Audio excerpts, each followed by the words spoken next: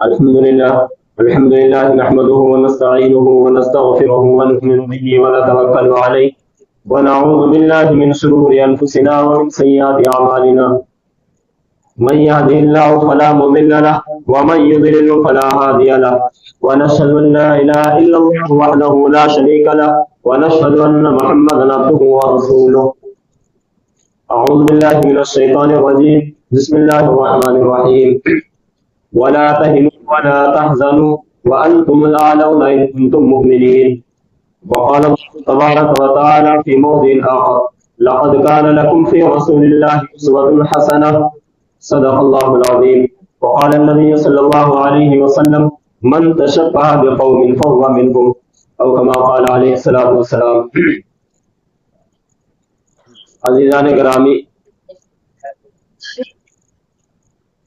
آج کا موضوع جو منتخب کیا گیا ہے کہ جس پر ہمیں بات کرنی چاہیے، یہ ہے کہ ہماری پہچان کیا ہے. آج ہم جس دور میں زندگی گزار رہے ہیں، جس کلچر میں ہم رہ رہے ہیں، یہاں ہر ایک کسی نہ کسی کی نقل کرنے پہ لگا ہوا. ہر ایک کسی کو اپنا آئیڈیل مانتا ہے. آپ دیکھیں کہ کوئی بال رکھتا ہے، اپنے بالوں میں کسی کو اپنا آئیڈیل مانتا ہے. کپڑے پہنتا ہے تو کپڑے میں اپنا کسی کو آئیڈیل مانتا ہے. اور لڑکیاں کپڑے پہنتی ہیں تو اس میں فیشن میں اپنا آئیڈل کسی نہ کسی کو مانتی ہیں. تو پتہ چلتا ہے کہ کوئی فلم اداکاروں کو اپنا آئیڈل ماننا ہے، کوئی یوٹیوبر کو اپنا آئیڈل ماننا ہے، کوئی برانڈیڈ چیزوں میں اپنا آئیڈل کسی کو ماننا ہے. ہمیں ایک لمحہ کے لیے سوچنا چاہیے کہ کیا ہم مسلمان ہوتے ہوئے ہمیں ان سب آئیڈل کی ضرورت ہے کہ ہم کسی کو اپنا آئیڈل مانیں؟ اپنی زندگی گزارنے کے لیے ہم کسی کی اندھی تقلید کریں، کسی کی نقل کریں؟ کیا ہمیں ایک مسلمان ہونے کی حیثیت سے یہ زیبا دیتا ہے؟ یہ ایک مسلمان کی شان ہے؟ ہمیں یہ سوچنا چاہیے کہ ہماری عزت ہے کپڑوں سے، ہمارے گھروں سے نہیں ہے. ہماری عزت ہے وہ ہمارے ایمان سے ہے، ہمارے کردار سے ہے، ہمارے اخلاق سے، ہماری سچائی، ایمانداری اور وعدے کی پابندی سے ہے. ہماری عزت کی چیزوں سے ہے. اللہ تعالیٰ نے فرمایا ہے وَلَا تَهِنُوا وَلَا تَحْزَنُوا وَأَنْتُمُ الْأَعْلَوْنَ إِن كُنتُم مُؤْمِنِينَ، کہ تم غم نہ کرو، تمہاری ہی بلندی ہے، تمہاری یہ سرفرازی ہے، تمہیں غالب رہو گے. اور اگر آئیڈل کی بات کریں، کسی کو ہمیں جو ہے اپنا رہنما ماننا ہے تو اس کے بارے میں اللہ تبارک و تعالیٰ کا فرمان ہے لَقَدْ كَانَ لَكُمْ فِي رَسُولِ اللَّهِ أُسْوَةٌ حَسَنَةٌ، کہ یقیناً تو رسول اللہ صلی اللہ علیہ وسلم کی زندگی میں تمہارے لیے بہترین نمونہ ہے. دنیا میں یہ فیشن ہے بدلتے رہتے ہیں، دنیا کے آئیڈل ہے وہ بھی بدلتے رہتے ہیں. دنیا نے اگر کسی کو کسی وجہ سے کسی بیس پر عزت دی ہے تو وہ کچھ لمحہ کے لیے، کچھ وقت کے لیے، کچھ ٹائم کے لیے ہے، لیکن جو اللہ دیتا ہے وہ حقیقی عزت ہے، جو اللہ والی عزت ہوتی ہے. لیکن وہ عزت کم ملتی ہے جس کا وعدہ اللہ تبارک و تعالیٰ نے ایمان والوں سے فرمایا ہے وَلِلَّهِ الْعِزَّةُ وَلِلرَّسُولِ، کہ عزت تو اللہ کے لیے، رسول کے لیے ہے، وَلِلْمُؤْمِنِينَ ایمان والوں کے لیے ہے. اور جو اس بات کو نہیں سمجھتے ہیں وہ منافق ہے یا وہ اسلام سے جو ہے بالکل بے پرواہ ہیں کہ وہ اس چیز کو نہیں سمجھتے ہیں. اللہ تعالیٰ نے ایک جگہ ارشاد فرمایا آج دنیا سوشل میڈیا کا فون کا استعمال کرتی ہے. سوشل میڈیا بذات خود برا نہیں ہے، اگر اس کا استعمال غلط ہے تو برا ہے. اگر اس کا استعمال غلط ہے تو وہ برا ہے. اور اگر کسی سوشل میڈیا کو اپنا سیکھنے کے لیے، علم حاصل کرنے کے لیے، اچھی بات پھیلانے کے لیے، اچھی بات سیکھنے کے لیے استعمال کرتے ہیں تو وہی ہمارے لیے ثواب کا کام ہے، ثواب کا ذریعہ بن جائے گا. لیکن ہمارا دماغ کیسا خراب ہو سکتا ہے کہ جب اللہ کی طرف سے کوئی نمائندہ، اللہ تعالیٰ کی کوئی پیغام یا اگر انگلش میں کہہ لیں کوئی نوٹیفیکیشن دیتا ہے تو اس کی طرف ہمارا دل نہیں کرتا جانے کا. لیکن اگر موبائل میں کوئی نوٹیفیکیشن آ جائے تو سب حرکت میں آ جاتے ہیں کہ آنکھ بھی کام کرنے لگ جاتی ہے، دل بھی کام کرنے لگ جاتے ہیں، کان بھی کام کرنے لگ جاتے ہیں، ہاتھ بھی کام کرنے لگ جاتے ہیں، فوراً اس کی طرف ہم بھاگتے ہیں کہ ایک نوٹیفیکیشن آیا ہے تو اس میں دیکھیں کیا ہے۔ لیکن اللہ کی طرف سے 5 مرتبہ نوٹیفیکیشن ملتا ہے کہ آؤ کامیابی کی طرف، آؤ نماز کی طرف، کامیابی کی طرف، لیکن کتنے لوگ اس پر دھیان دیتے ہیں اور اس پر اپنا دل رکھتے ہیں؟ کتنے ایسے لوگ ہیں کہ ہمیں اسی یہی لمحہ سمجھے گا کہ ہمارے موبائل میں جب کوئی بات آتی ہے، کوئی میسج آ گیا تو ہمارے تمام اعضاء جوارح جو ہے اس کی طرف متوجہ ہو گئے۔ تو ہمیں سوچنا چاہیے کہ ہم بندے کس کے ہیں، ہم غلام کس کے ہیں، کہ ہم موبائل کے بندے ہیں یا اللہ کے بندے ہیں، ہم کس کے غلام بنے ہوئے ہیں، ہم نے اپنی زندگی کس کے لیے وقف کر دی ہے، آج ہم نے اپنی زندگی کے لیے کیا قربانیاں دی ہے، آج ہم اپنی زندگی کے لیے ہم نے کتنی قربانیاں دی ہے کہ ہم اپنے آپ کو دین اسلام کے اعتبار سے ثابت کر سکیں۔ یہ کوئی اصل کامیابی یہ نہیں ہے کہ انسان کے پاس بڑی ہو جائے، بڑی گاڑی ہو جائے، بڑا فون ہو جائے، اس کے اچھا لباس ہو جائے، یہ اصل کامیابی نہیں ہے، بلکہ اصل کامیابی یہ ہے کہ اللہ تبارک و تعالیٰ اس بندے کے اعمال سے راضی ہو جائے، اللہ کے رسول کی سنتوں اپنا لے، تو یہ اصل کامیابی ہے۔ آج اس اصل کامیابی سے ہم نے اپنے آپ کو انحراف کر رکھا ہے، اس سے بھاگے ہوئے ہیں۔ ہمارے پاس سب سے اچھا نمونہ ہونے کے باوجود ایک حدیث ہے جو آپ کے سامنے پڑھی ہوئی ہے، من تشبہ منہم، کہ جو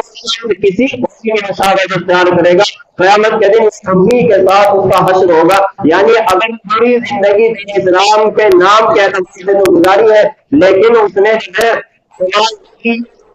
دوسرے کے اعمال تھے۔ ایک ہوتا ہے کہ آدمی خواہش سے دوسرے عمل کرتا ہے، اور ایک ہوتا ہے مجبوری عمل کرتا ہے۔ تو مجبوری جو کوئی ایسا کام کیا ہے جو دوسرے قوم کا کام ہے تو اس پر تو کوئی پکڑ نہیں ہے، لیکن اگر اپنی خواہش سے کہ مثال کے طور پر اگر آدمی کے پاس دو چیزیں ہیں کہ ایک طرف وہ ایسا کام ہے کہ وہ رسول کی سنتوں کو اپنا سکتا ہے، ایک طرف کام ہے جو دین اسلام کے اعتبار سے اس کام کو اب انجام دے سکتا ہے، اور ایک طرف اس کے سامنے یہ چوائس ہے اور یہ خواہش ہے کہ کلچر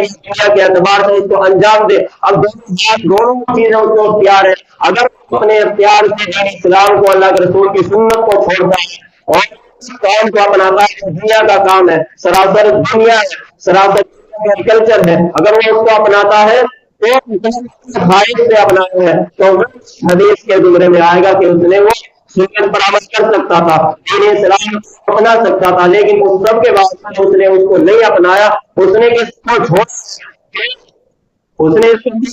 کہ دنیا والے کیا کہیں گے، لیکن اس کو یہ سوچنا چاہیے تھا کہ اگر میں اس کو کروں گا تو اللہ کیا کہے گا، میں اللہ کے رسول کے سامنے اپنا کیا منہ دکھاؤں گا کہ جب میدان حشر قائم ہوگا تو میں وہاں اللہ کے رسول کو اپنا کیا چہرہ دکھاؤں گا کہ میں نے اپنے خواہش سے یہ چیز اللہ کے رسول کے سنتوں کو چھوڑ دیا اور میں نے اپنے خواہش سے جو ہے وہ دین اسلام سے کر لیا، میں اس سے بھاگ گیا۔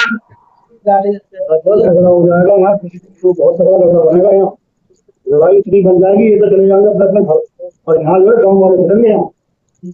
یہ ویکینڈ بھی گاڑی کس کی ہے؟ اگر کسی کی گاڑی ہے راستے میں تو وہ ہٹا لے،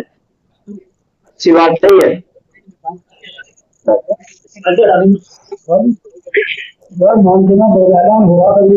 یہ بات تکلیف دہ بات ہے اور سبھی کے لیے یہ ہمارے لیے ایک سبق ہے، راستہ چلنے کے لیے، گاڑیوں کے لیے نہیں ہے، سیدھی سی بات ہے۔ اور صرف یہ خاص راستہ نہیں ہے، عام راستہ ہے، سبھی کا راستہ ہے وہ، تو اس میں تو کبھی گاڑی کھڑی نہیں کرنی چاہیے۔ آپ نے اپنا نجی راستہ ہے، اپنا ہے تو اس میں آدمی کر سکتا ہے، لیکن یہ عام راستہ ہے، اور پھر ایسا نہیں ہے کہ صرف ہم ہی چلتے ہیں وہاں پہ، دوسرے لوگ بھی چلتے ہیں، تو اسی لیے یہ بہت ہی، اور پھر یہاں پر اگر دوسرا متبادل نہ ہو، دوسری چیز جگہ نہ ہو، دوسرا بڑا لمبا چوڑا میدان کھڑا ہے کہ سینکڑوں جو ہے ہزاروں گاڑیاں اس میں کھڑی ہو سکتی ہیں تو وہاں کھڑی کر دیں۔ یہاں بھی ایسا نہیں ہے کہ یہاں اگر راستے میں کھڑی کریں گے اس میں جو ہے ہماری گاڑی جو ٹھیک ہے کہ نہیں، یہاں بھی بارش ہو رہی ہے وہاں بھی بارش ہو رہی ہے، تو بہتر ہے اپنے آپ کو اس تکلیف میں بھی بچائیں کہ ہمیں بھی تکلیف ہو رہی ہے، دوسروں کی بھی تکلیف ہو رہی ہے، ہم آئے ہیں ثواب کمانے کے لیے اور جا رہے ہیں یہاں سے عذاب لے کر، تو یہ اچھی بات نہیں ہے۔ دین اسلام کے بارے میں کہ ہم نے دین اسلام کے لیے کیا قربانیاں دی ہیں، ہمیں سوچنا چاہیے، غور کرنا چاہیے۔ آج ہمارے سامنے اللہ کے رسول کی اور اللہ کے رسول کے صحابہ کی مثالیں موجود ہیں، ہمارے سامنے مکے کا سب سے جو نوجوان مصعب رضی اللہ تعالیٰ عنہ، ایمان لانے سے پہلے کی زندگی شاید ہی مکہ کے اندر کسی کی نوجوان سے بہتر زندگی ہو، بہترین لباس، بہترین خوشبو، اچھے کھانے، ہر چیز جو مہیا ہو سکتی تھی اس نوجوان کے پاس موجود تھی۔ اللہ کے صلی اللہ علیہ وسلم نے اعلان نبوت کیا، وہ ایمان کے اندر داخل ہو گئے، ایمان کے اندر داخل ہو گئے تو ماں نے اپنے گھر سے نکال دیا کہ جا تیری یہاں کوئی جگہ نہیں ہے، کہ تو نے جس پر تیرے اجداد نے جس چیز پر زندگی گزاری ہے تو نے وہ چیز کر دی کہ اب تیرے لیے کچھ نہیں ہے۔ وہ بھی اپنے ایمان کے پکے تھے، کہنے لگے کہ مجھے ان سب چیزوں کی ضرورت نہیں ہے، کہ میں نے محمد کرا ہے، میں نے محمد کے اپنا معبود مانا ہے، تو مجھے اب کسی چیز کی ضرورت نہیں ہے۔ پھر اللہ نے بھی ان کو ان کی اس قربانی کی عزت رکھی ہے، اس قربانی کو جو ہے اللہ تعالیٰ نے بڑا سراہا ہے۔ اللہ تعالیٰ نے ان کا سب سے بڑا دین اسلام کو جو سب سے زیادہ سب سے پہلے سکھایا وہی مصعب بن عمیر رضی اللہ تعالیٰ عنہ نوجوان ہے، نوجوانی میں انہوں نے دین اسلام کو قبول کر لیا، اپنا سب کو چھوڑ دیا، یہ قربانی دی ہے۔ حضرت علی رضی اللہ تعالیٰ عنہ کے بارے میں آتا ہے کہ تقریباً 9 یا 10 سال کے تھے جس وقت یہ ایمان لے کے آ گئے، اور اس سے بھی بڑھ کر ایک صحابی ہے اسامہ بن زید رضی اللہ تعالیٰ عنہ، کیسے صاحب ہیں تقریباً 17 سال کی عمر ہے، اور اللہ کے رسول نے اپنے آخری ٹائم میں ان کو بڑے بڑے صحابہ کو امیر لشکر اور قائد مقرر کر دیا، اور بن قاسم کے نام سے کون واقف نہیں ہو سکتا کہ جس نے سرحد کے اندر آ کر جس ظالمانہ اس کو خاتمہ کیا، اس نوجوان کی جو عمر تقریباً 22 یا 23 سال تھی۔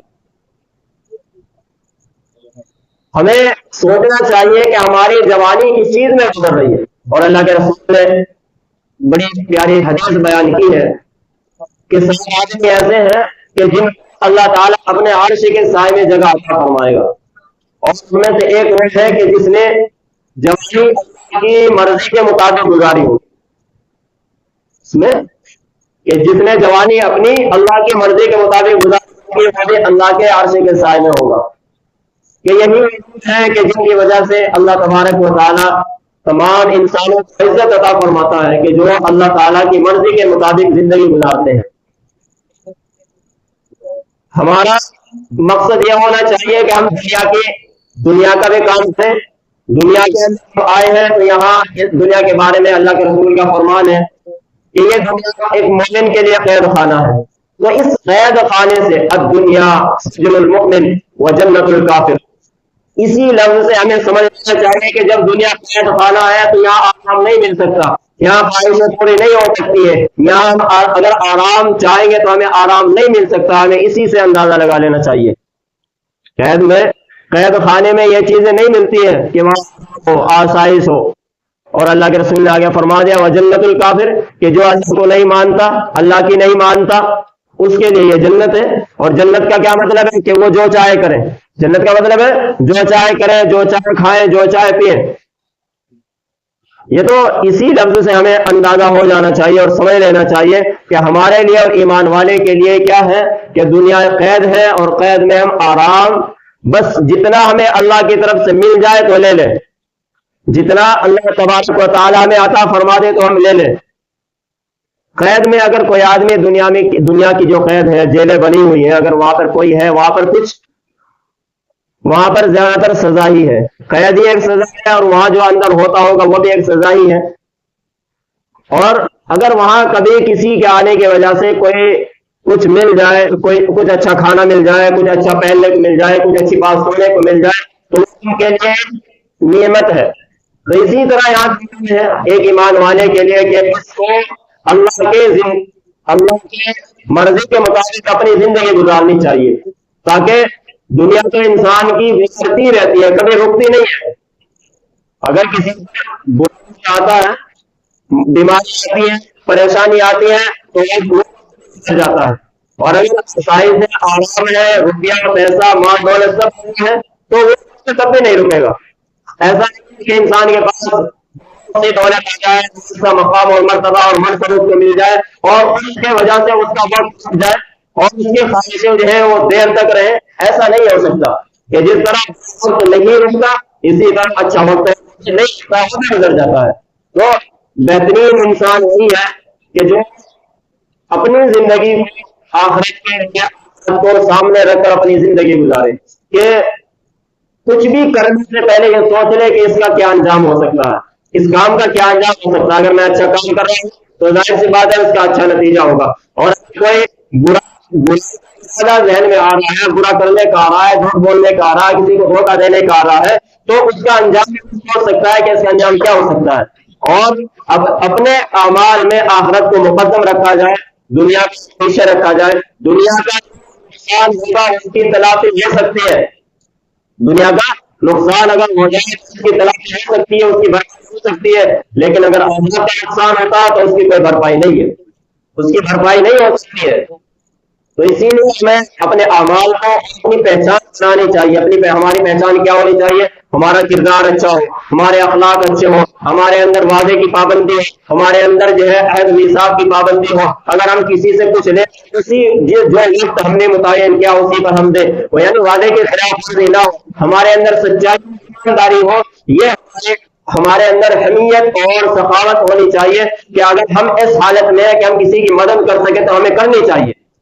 تو ہمارے اندر یہ چیزیں ہونی چاہیے، ہماری انہی چیزوں سے عزت ہے. یہی اللہ تبارک و تعالیٰ نے فرمایا ہے وَلَا تَهِنُوا وَلَا تَحْزَنُوا وَأَنْتُمُ الْأَعْلَوْنَ إِن كُنتُم مُؤْمِنِينَ، کہ تم اپنے اعمال کو بلند کرو، اللہ تبارک و تعالیٰ تم لوگوں کو بلند کر دے گا. اللہ تبارک و تعالیٰ عمل کی توفیق عطا فرمائے. وَمَا عَلَيْنَا إِلَّا الْبَلَاغُ.